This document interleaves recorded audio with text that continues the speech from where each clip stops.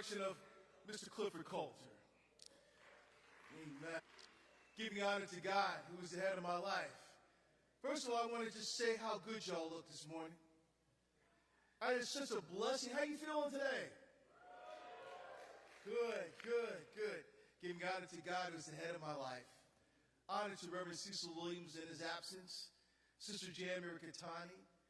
Honor to Minister Marvin K. White, the interim minister of celebration at Glide Memorial Church. Amen. God bless you. Honor to Brother Reggie and to one of the bravest people I have ever met, one of the most courageous souls I've ever met, Dr. Cesar Cruz, who you'll hear from very soon.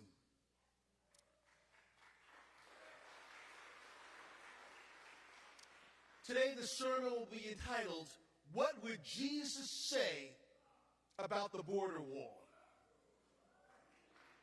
What would Jesus say about the border wall? Would you pray with me, please? Eternal God, we worship you right now, and we lift up your name. Thank you so much for this place that we call Glide, where we can speak truth to power. God, we pray that you touch every soul here. Bless your words, oh God, that they may anoint and illuminate and move us to action. In Jesus' name, amen. The Roman Empire was an unstoppable force.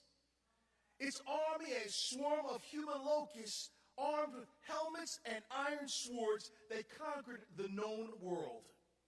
But not everyone bended easily to the will of the most powerful political and military machine ever known to humankind. Ancient Israel swallowed domination by the infidels like poison.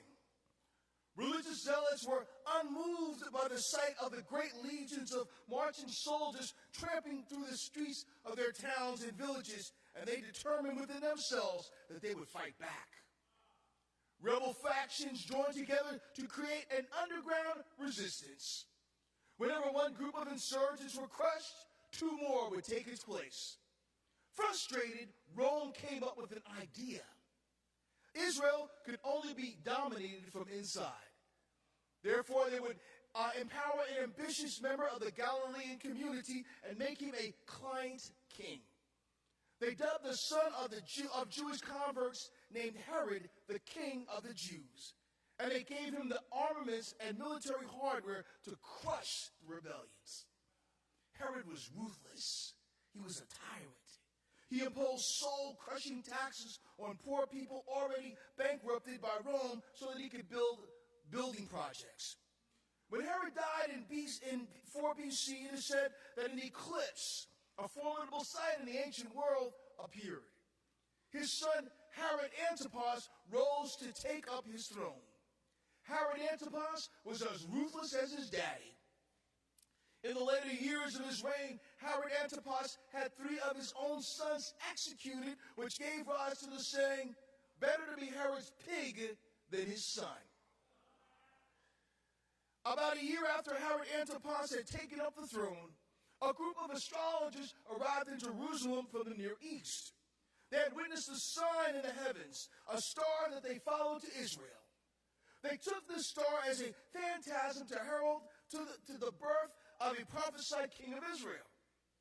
In a world before the advent of the telescope or the rise of empirical science, comets, meteors, and falling stars took on their spiritual significance. Kings and other rulers often dreaded such signs. The wise men, also known as the 3 kings or the Magi, must have arrived with a great entourage for the whole city of Jerusalem to mark their entrance. Herod Antipas had them brought to his palace in secret to determine the reason for their presence in the kingdom. In Matthew 2, verse 2, it says, "The 3 wise men blow Herod's mind."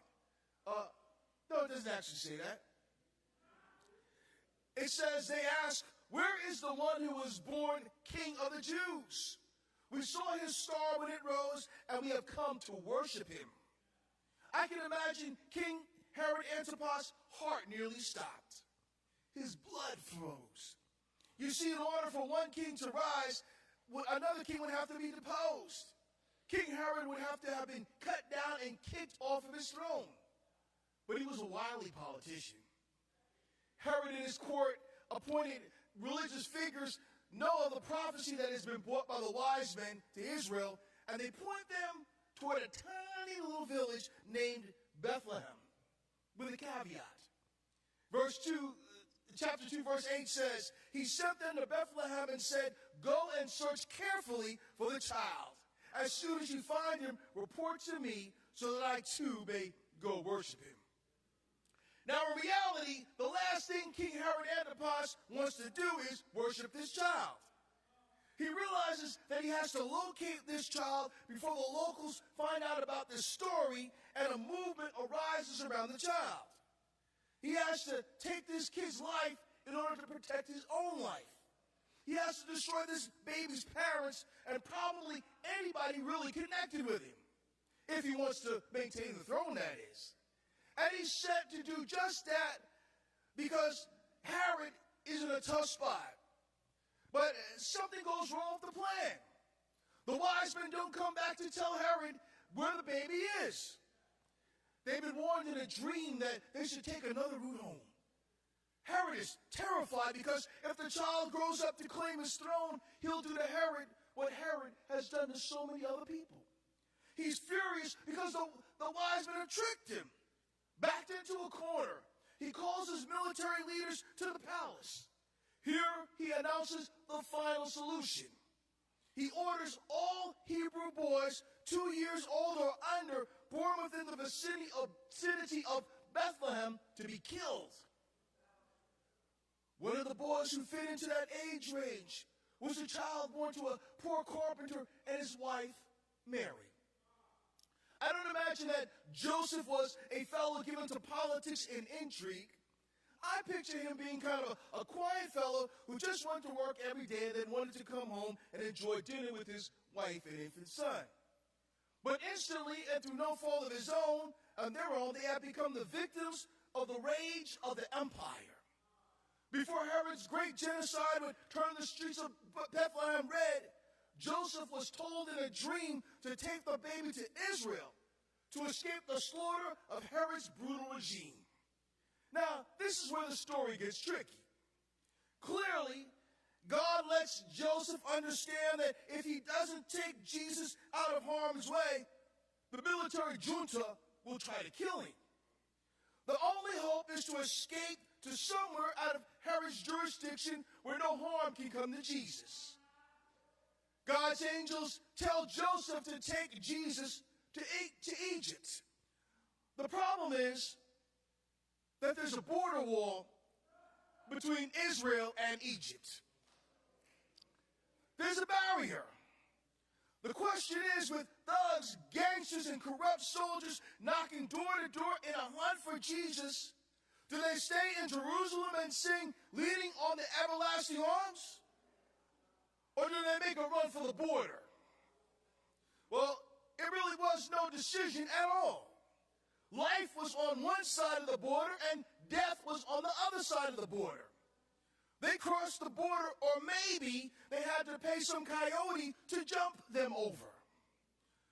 Whatever the case, Jesus Christ and his parents end up refugees in Egypt in flight from a brutal regime. What was life like for refugees? Did they live in fear of being discovered? Did they face discrimination? Did Joseph have to go out in the morning wondering if the ICE agents would capture him and take him away from his family? Did he have to work in a situation where they paid him less money and expected more work from him? What is life like for somebody who's fleeing for their life, someone who's fleeing hunger or war or gang warfare? What is it like when somebody's fleeing for their life? What is it like for refugees? Is there a witness in the house? Is there a witness in the house? Is there a witness in the house? Ladies and gentlemen, Dr. Cesar Cruz.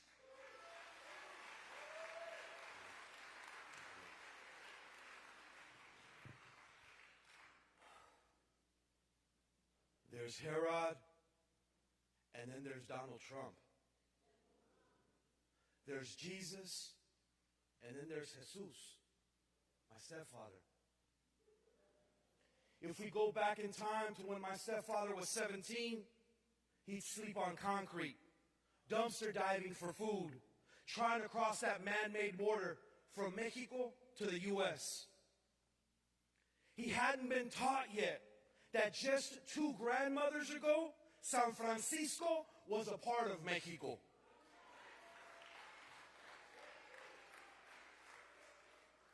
He didn't know yet that the Constitution of California was written in his language. It was written in Spanish. See, this is not just Ohlone land. It is also Mexica land. And that is why names like California, Arizona, Nevada, Texas, Oregon, and Nuevo Mexico tell us so.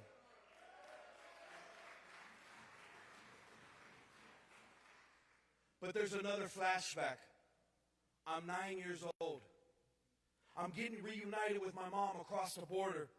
And she quickly teaches me, Mijo, tú eres ilegal. You're an illegal. I guess she was preparing me for a world that would only see me as your alien, as your wetback. Maybe she knew, maybe there was intuition or a sixth sense that in about 6 months, she would be snatched from work, thrown in a paddy wagon, chained up and shackled, only to have my mom's deported. I want you to imagine a 9-year-old coming home and mommy's not there. I really wish that this experience was only mine, was only my mom's. But right now, we are taking 2-year-old babies and dropping them off at the border. We have 7- and 8-year-old little kids that are dying in our custody, dying in our watch here in 2019. We have 5-year-olds who are being asked to show up in court alone to defend themselves without anybody to help them in this so-called justice system. Congregation, what does our faith call us to do? How would Jesus receive 5-year-olds? Whom would Jesus deport? You see, my own mother eventually was deported 3 different times, but it could have been 4. We lived a life constantly in fear, but you know what? We always found a way out of no way. I didn't come to share a sad story, but a real one. Is it okay if I share with you a quick love story? So my stepfather, Jesus, he wanted so desperately to date my mom, Marta. But my mom wouldn't have it. He had something extremely valuable. It wasn't necessarily good looks or a lot of money, but he had fake papers, y'all.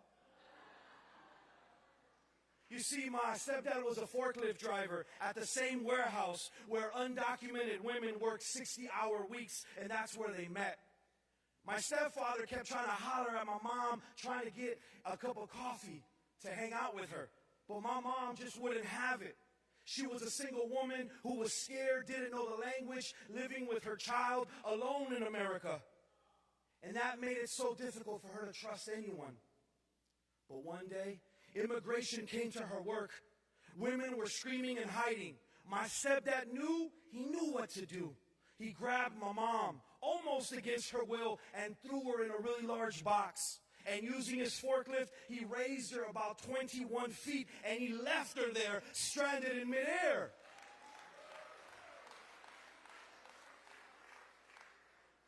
It was chaos. ICE agents everywhere. They raided the place. They snatched up 40 women, some of my mom's friends. But that day, they couldn't deport my mom's. And that's how my stepdad got his first date.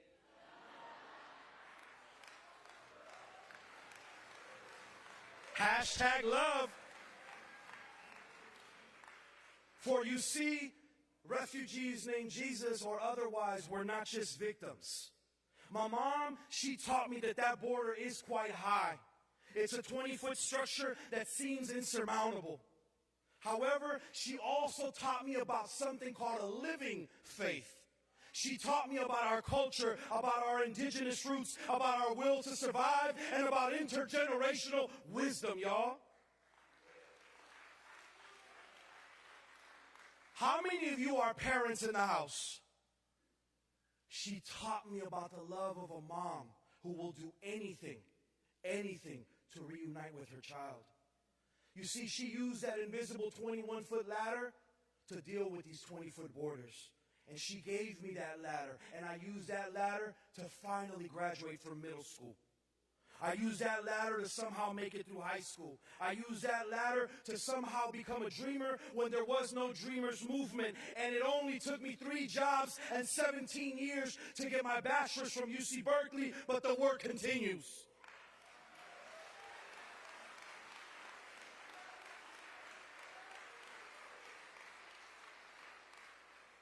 Along that journey, I became an educator. I wanted to stand with young people in solidarity as they find their own 21-foot ladders within.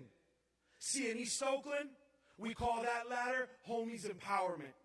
After 24 years of being an educator myself, I had an opportunity to continue to further my own, to somehow get a doctorate, even though I'm still undocumented, in a place like Harvard. But how could I? I'm not a citizen. That hurdle felt like its own 20-foot ladder, but needless to say, I am now back in East Oakland with the Harvard doctorate in my pocket, and it is time to get to work.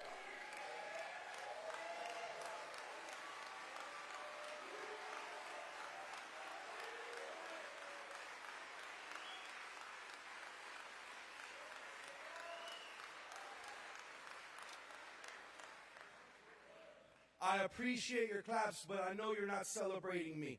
You're celebrating the spirit of resistance, because we know that refugee Jesus was nothing more than a freedom fighter.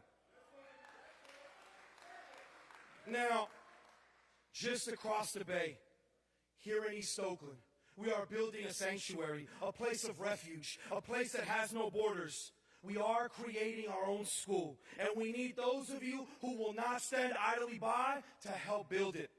The only borders or fences that we will have are made of maize, of corn, and of cactus so that we can grow our own food. Even if you incarcerate our people and you give them a life sentence, they will still be advisors at our school with technology as they come into our classroom, because you cannot incarcerate our people's wisdom.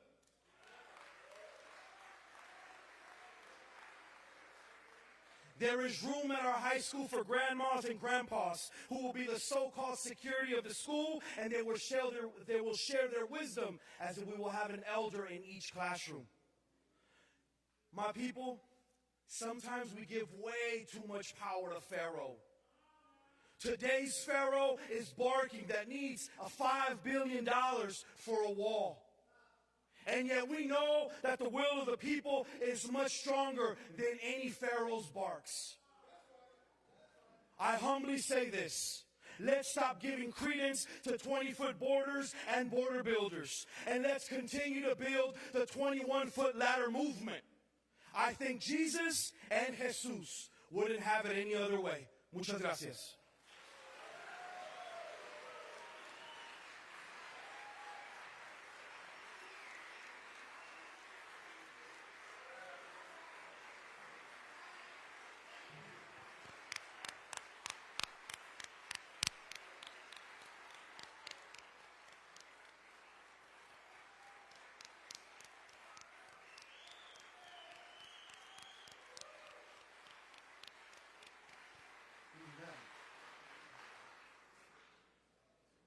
Ladies and gentlemen, Dr. Cesar Cruz.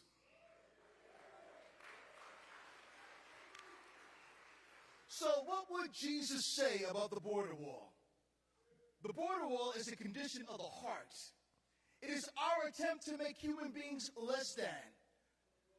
For many of us, the border wall is in our hearts. Someone is sitting here and saying, wait a minute, Rev, did you say the border wall is in our hearts? Yes, I did. If you sat down at the dinner table where immigrant bashing occurred and you kept your mouth shut, whether you agreed or not, there's a border wall in your heart. Now we wonder sometimes about why these problems exist in America. You know, years ago we thought we'd come past that. We were saying that we live in a post-racial America. But it goes back a while, folks, when in 1990, Public Enemy came out with an album that was called Fear of a Black Planet. But in 2018, a Latino group from Texas came out with an album where they took all Public Enemy's music from that album and they created an album called Fear of a Brown Planet. Friends, we are living in a place where people are afraid of a brown planet because in 2045 it is said that white folk will be the minority in America. You know, there's Gil Scott-Heron came up with a song years ago, and in this song, he said the country is surprised by the way the world looks now. The idea concerns the fact that this country wants nostalgia. They want to go back as far as they can, even if it's only last week. Not to face tomorrow, not to face backward, but not to face tomorrow, but to face backward. If Herod was right, perhaps that's where we got the phrase, "Make America great again." Friends, we can never go backward. The way forward is to come together with brothers like Cesar Cruz.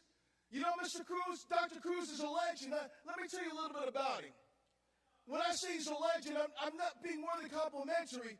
He really is a homegrown, grassroots Oakland legend. When the murder rate began to accelerate out of hand years ago, as a minister, I walked out into the streets and I said, who is really here trying to keep the peace? As the blood is shedding and the bullets are flying, tell me a minister, tell me the name of some community leader who's really committed, who would put his life on the line to save our folks. Time after time, one name would come back again and again. That name was Dr. Cesar Cruz. And so I found out where he would be meeting, and I went to him and I shook his hand. And when I walked into this room, I saw this fellow who had rival gang members sitting around in a room talking about Latino and African American history, saying that no matter who people told you are somebody. You can't be pigeonholed. You can't be labeled. You can get out from the place you are. I watched this man take kids who were headed for the penitentiary and take many of them and point them on the direction to college. Friends, we can change the world. We can never afford to label anybody. We can never afford to put anybody in a box. We've got to care about the least of these, as Jesus said. Dr. Cruz just came back from the border. He didn't say this. He just came back from the border where he went for New Year's to bring clothes and to bring resources to people who are escaping from Honduras and Guatemala. We cannot afford as human beings to let those folks just rot. We cannot afford to let negative people take the narrative of this story and turn America into the land of hate.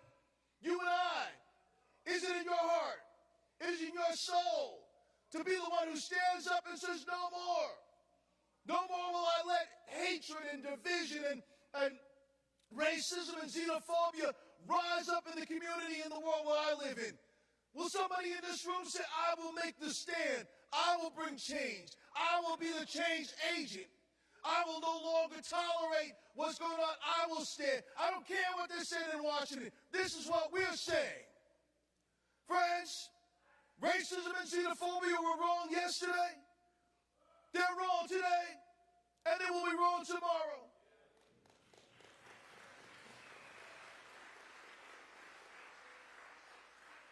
So let us open our hearts. Let us search our souls. Let us tear down the barriers that might still be within us. Let us fight side by side with those who are oppressed. Let us make for ourselves a brighter, a better tomorrow, a more inclusive world. Let us say hell no to hate and fear. Let us stand for truth, love, justice, and the brother and sisterhood of humanity. Let the church say amen.